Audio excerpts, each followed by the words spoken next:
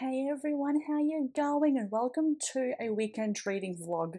It's been, well, it's very rare. Two, it's just probably also been a very long time since I've done a video like this, since I've done a weekend reading vlog because it's rare for me to actually get a weekend off. So in this reading vlog, we are going to be reading two anticipated books of mine. The first one, which I'm a little bit upset I did not get to considering I reread the whole series, minus one book that I was not a fan of, and that book is Sunrise on the Reaping by Suzanne Collins. It is book 5.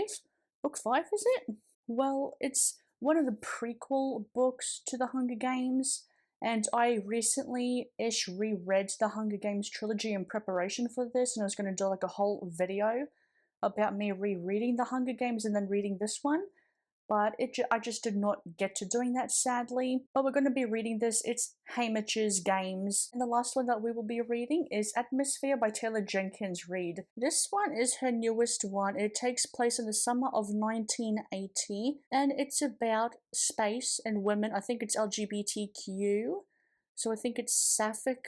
I'm gonna cry in this one. I've read two Taylor Jenkins Reid books, The Seven Husbands of Evelyn Hugo and Daisy Jones and the Six. I cried like a baby in The Seven Husbands of Evelyn Hugo, and that one was a 5-star book for me. Daisy Jones and the Six almost had me. It was almost a 5-star book, but some things that happened in the beginning of the book that I personally wasn't a fan of in Daisy Jones and the Six brought the star rating down a little bit, but this one, I don't know. I'm gonna cry. I know I will cry. Taylor Jenkins Reid does an incredible job at writing very realistic characters where you think, like, oh my god, like with Daisy Jones and the Six, I thought they were a real band. And I also love how both books are purple and they got a little bit of yellow. And look at the spines, just gorgeous. If it'll focus, yes. Yeah, it's stunning. I picked two purpley books. I think the first one I will start with is Sunrise on the Reaping because I've been anticipating this book for a long time. So yeah, I do have, okay, so I know I said it was going to be like a weekend reading vlog, but I have plans during the morning and I'll be home at lunchtime though for both mornings or for both days on the Saturday and Sunday. So it shouldn't be too bad, but it's not good. But it's just funny, when I have plans to want to sit down and read, I have plans to go outside and run around. I just think it's funny, but the first one is Sunrise on the Reaping. The beach apartment I am obsessed with. This is checking off the most important parts of my list. But it's just a little bit tiny. I don't feel claustrophobic, but I feel claustrophobic. Suburban home is fantastic. Really ticks a lot of boxes there for me. But it's a little bit too far in. So, much later on now, I'm at 130 pages, so I'm up to part 2, which is called The Rascal. Holy moly, like, I'm really enjoying it so far. It's actually quite good. A little bit more political, but like, there's so much to wrap my head around. And I think I'll do some mild-ish spoilers for this book. It's not going to be completely spoiler-filled, but I do want to talk about some things, you know. Oh man, I think I understand what people mean by the chariot scene because holy cow. The Court of Quell takes place every 25 years. You think 50 years of the Hunger Games that they would have things a little bit better? I don't want to say better displayed. You would think that they would have things better prepared. I don't know. It's just really weird to me. Like, it's not like in the second Hunger Games where Snow was young and a game maker. It's not like it was that. Like, I don't know what to wrap my head around because the ending of part 1 has a bit of a cliffhanger, like a bit of a bombshell. And holy cannoli, what the hell just happened? Drusilla is a bitch. She is a cow. I don't like her at all. And it was a really sad farewell. It's like a whole shitstorm because I just can't believe I think it's said in the book, if I remember correctly, incompetence. I can't believe the incompetence. Like, I don't know if I don't know, it's just really weird to me how shitty the games, it's like they're not in the games yet, but like the training, how shitty the parades, like showcasing these, how many tributes now? 12, 48 tributes because they doubled it. right? So the 50th Quarter Quell has twice the amount of tributes. And it's really fascinating to me, like I keep saying the incompetence, like what the heck? I don't know if after this game, like after this Quarter Quell, they've just increased their uptake with peacekeepers or something like that, because in their training session in the capital they were talking about how there were more tributes than there were peacekeepers, so the tributes could have easily overthrown the peacekeepers. And Plutarch, okay, so we're getting into the characters that we've known from the original trilogy, right? So we've got Plutarch Heavensbee, we have Wirus, BT, Mags. I don't know who else. I think I heard maybe Effie. I don't know entirely, but we got those ones from the original trilogy. So we got those ones. And Plutarch, he is the same as he was in the original trilogy. Pretty much spot on to who he is. Always thinking of things. And that I reckon, I don't want to spoil it too much, but you can really see and you know, I'm rambling a little bit here and talking all over the place, but I'll make sense a bit more and have better structured thoughts when I finish the book and when my brain like settles down. Just the complete disregard that the capital has for District 12, like they don't care. District 12 do not have any mentors, but they do have mentors now, and damn, holy cow. And President Snow, he was like straight to the point with Haymitch. He was like, okay, don't make a mockery of me. If you make a mockery of me, mockery? Wait, if you make a mockery of me, like it's much more direct than it was with Katniss. A lot more direct with Haymitch. And I reckon they were trying to do a rebellion before Katniss. I reckon they were trying to overthrow the capital and President Snow before Katniss. And I think they wanted to use Haymitch. That's my theory. It makes a bit of sense, because there are some similarities with Haymitch and Katniss, not overly too many, but there are some. And I don't know what else to say. I'm having a good time. I don't think it's going to be as more action packed, more action heavy than the original trilogy was with Katniss. I think it's going to be a little bit more political, a little bit more thinking, because Haymitch really isn't that skilled with combat. That was pretty much, even like hunting, like he's used knives before, but he's not like Katniss level. He has to use his wits, his skills, and it's been shown to us that he does have quite a few friends, more than Katniss does. So that kind of charm, he seems to, I don't know, there's something about him, and I don't know what it is. So I do need to get my thoughts a bit better, but like I said, I'll do it after I finish reading the book, but my brain at the moment is just like, holy cannoli. Things are so different. Reading The Ballad of Songbirds and Snakes, I thought the best part of that book was the actual games and the archaic nature of those games themselves. The rest of it was crap. I could not give it a rat's ass about the rest of the book, but the archaic nature of the games I actually really, really enjoyed. And to me, that was like the best part in The Ballad of Songbirds and Snakes. Just, it felt a lot like a Colosseum, like the Roman Colosseum, just like it was so broken down, the technology was new. And technology in this one, I don't know if it really seems to be upgraded much. Well, I don't know yet. Well, oh no, it has been upgraded a little bit with the arena. Yeah, it has, because they talked about Beatty and Wirus's games. Some people might think it is a little bit repetitive, like I don't mind at all that it's a little bit repetitive, because we do know Wiry and BT and Wirus, we do know how their games played. No, we actually knew Beatty's game, not Wirus. So Wirus's game was talked about in this one, and that was new to me. I'm getting all the names confused. Beatty we knew, Wirus we didn't. So some things may be a little bit familiar, a little bit similar to people, but oh man, I don't know.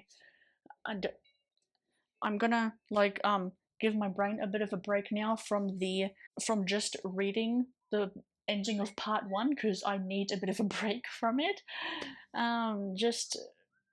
Yeah, I don't know what I'm saying. Please help me. I'd like, goodbye, I'll see you tomorrow. Alrightio, it's now Sunday, so a bit of time has passed, and I am up to chapter 22, which leaves me at page 100. So I've got like a little bit left to go, and I could easily get this book done. That's Sunrise on the Reaping done tonight. Easily get it done tonight. I had a really good day today. Like, it actually was a really good day today. Social media, going on Instagram for a bit did not help. I've gotten into the habit, and it was a very quick habit to adopt. I got into the quick habit of only going on social media only for like a few minutes, only keeping up to date with the people that only the accounts that I really, really like. You know how Instagram has that feature where you can add people to your favorites?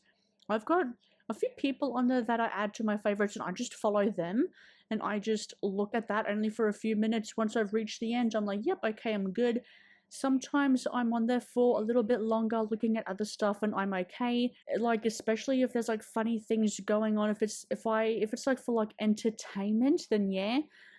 But there are some days where Instagram, like, the algorithm picks really shitty things I don't want to think about, things I don't want to know about, and that was what it did for me today. I was not in the mood for it, and it ruined my afternoon a little bit. Like, I could feel it. The longer I was going on, the more guilty I felt that I was not reading this book.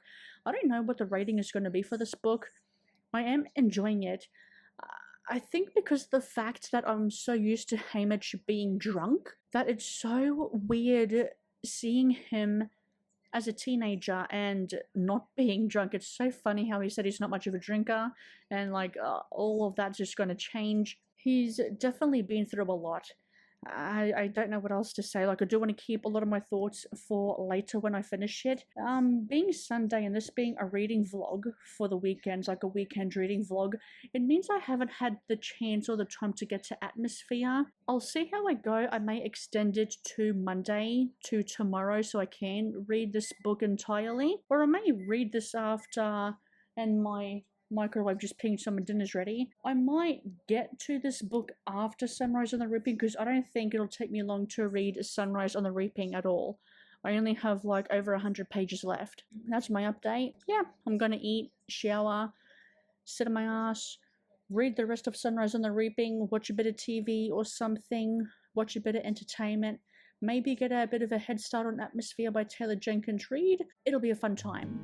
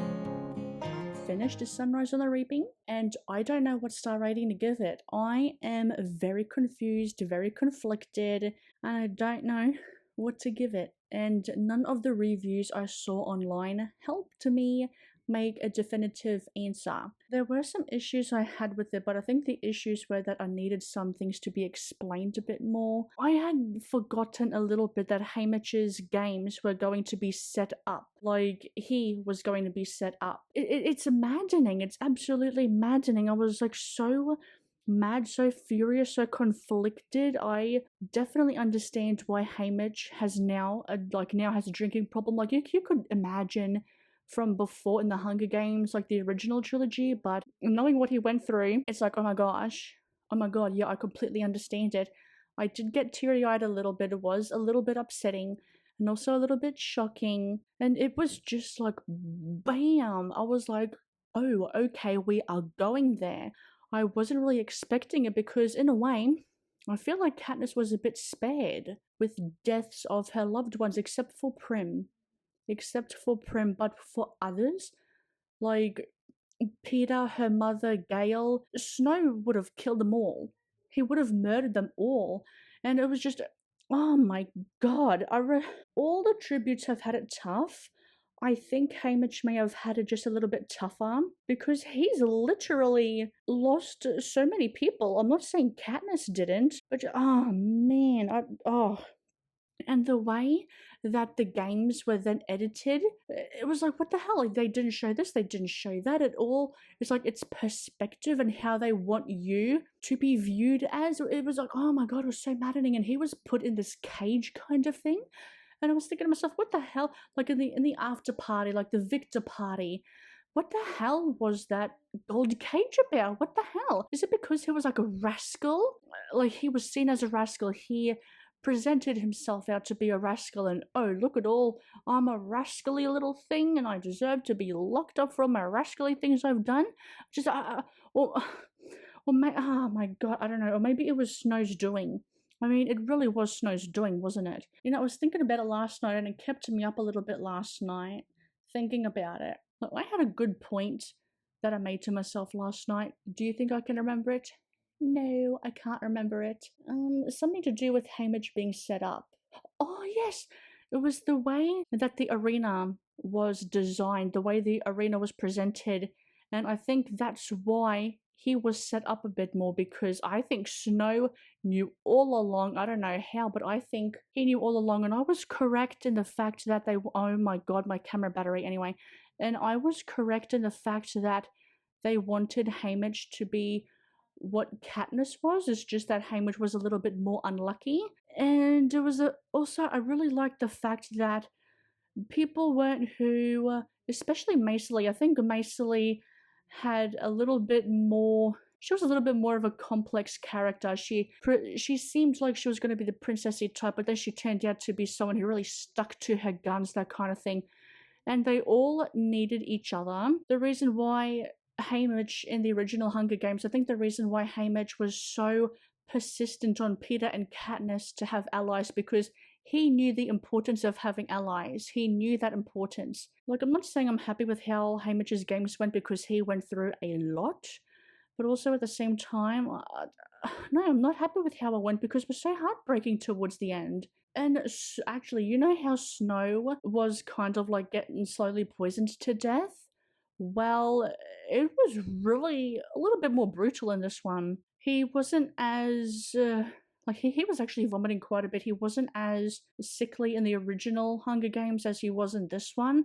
And I think it was because, no, I think it was because he hadn't really found something to stop it completely yet. Not that it would have ever have stopped. I just think the antidote would have taken a bit. No, I don't even know what I'm saying, but he was definitely a little bit more sickly in this one than in the original Hunger Games trilogy. There were quite a bit of songs in this one, just like there were in the original Hunger Games.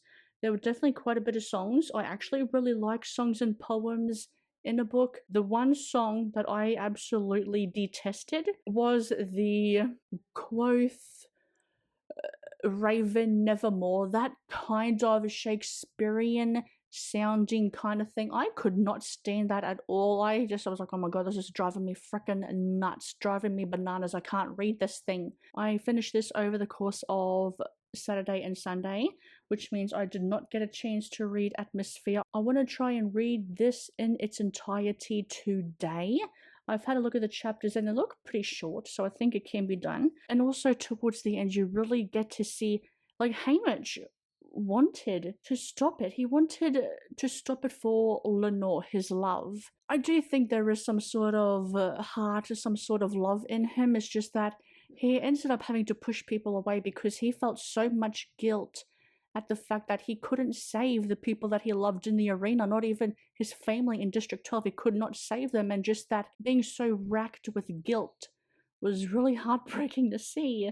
And the epilogue, we do get a bit of a snippet into Katniss and Peter in the epilogue.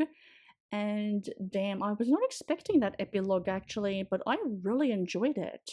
I enjoyed that epilogue. Battery's completely gone on my camera, so I'm using my phone at the moment. You really get to see his love that he had for the contestants, for the tributes in the games, and how that ended up transpiring then onto Peter and Katniss throughout the years.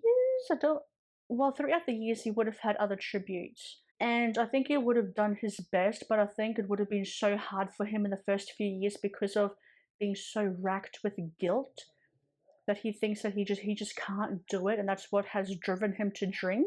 Effie Trinket makes an appearance, and that was such a really nice surprise.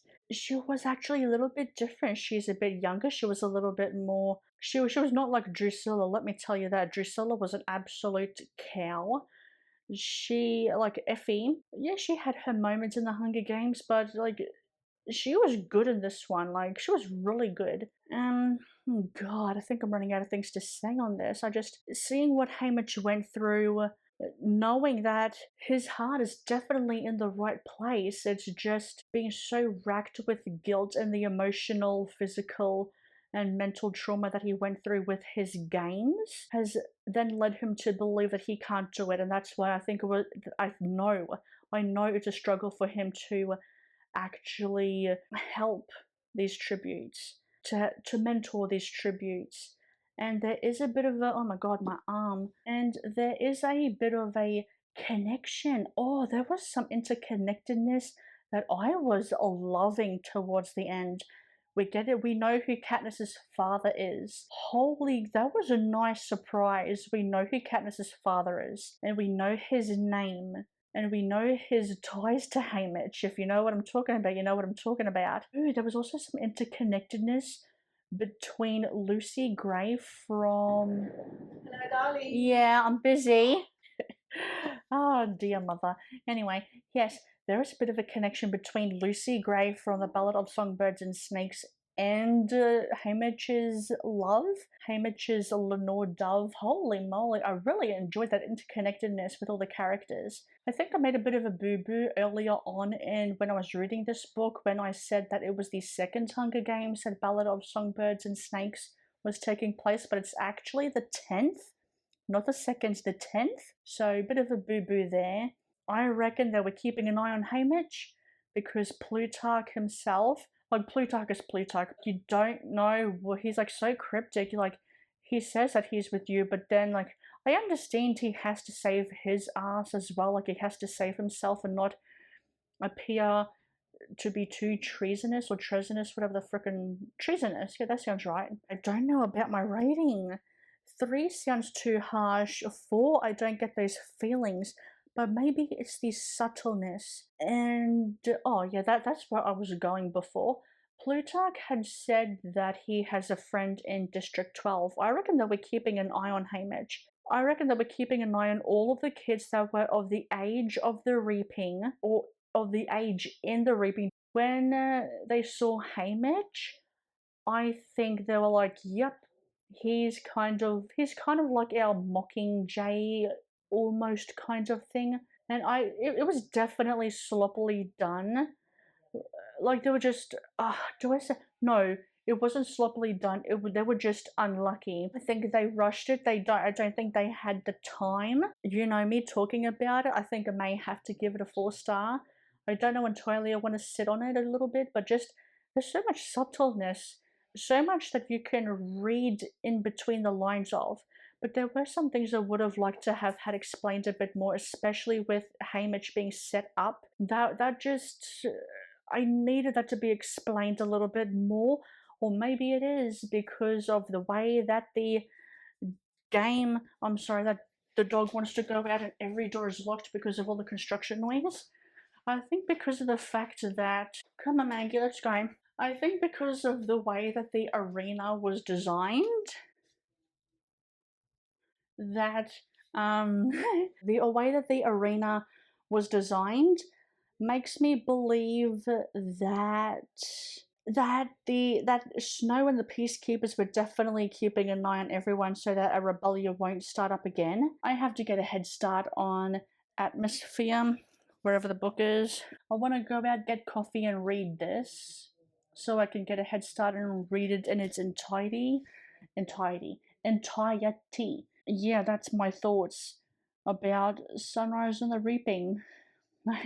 I need more time to sit with it so that I know, yep, I'm confident in the rating that I'm giving it. I need a bit more time to sit on it. But now, on to the next book. So it is actually quite much later now, and I think I'm going to end this reading vlog here. I'm up to 40 pages in Atmosphere by Taylor Jenkins Reid. I'm not going to get a chance to actually complete this entirely, sadly, in this reading vlog today, being Monday, because I do want to get a bit of a head start on editing this vlog tomorrow, because I do have plans tomorrow and they will take me away from reading a little bit. So reading the entirety of Atmosphere by Taylor Jenkins Reid, it's not going to happen. I will tell you, the opening was actually quite something. It opens up where people are in space, and there's people in the, not the space station, what's it called, in this building that pretty much help help these astronauts, like if something's wrong, okay, do this, do this, do that kind of thing. The ending was that there's only one person out of all the people. I think there's like 4 or 5 people in this space shuttle, I think it is, satellite or something like that. There is now one person left, and now we're just going back in time and the characters are getting introduced to one another. It's just pretty much character introductions at the point, so nothing too spectacular is happening at the moment. There is definitely something between Vanessa and Joan, the 2 women in this. And I like how it's focusing on women in science, women in like the space field, and how they're really paving the way for women to want to be astronauts, for women to study space and be astrophysicists and all that kind of sciencey stuff that I'm too dumb for. I don't have too much to say about it. I do want to continue reading it and maybe vlog my experience now that I feel like things are settling down quite a bit. I do want to get back into the rhythm of making videos now, so hopefully that will work out well for me. I just hope it works out, I really do. I need a distraction from work. I need a distraction from life in general. And yeah, I'm gonna leave it at that. I read one good book, Sunrise. Oh, the tassels. So, Sunrise on the Reaping, and I've also started Atmosphere by Taylor Jenkins Reid. So it's, yeah, it'll go well. It'll go well. I have a good feeling about my reading returning, so yay to me. I will leave it at that. Thank you for watching, and I will see you in another video. Bye for now.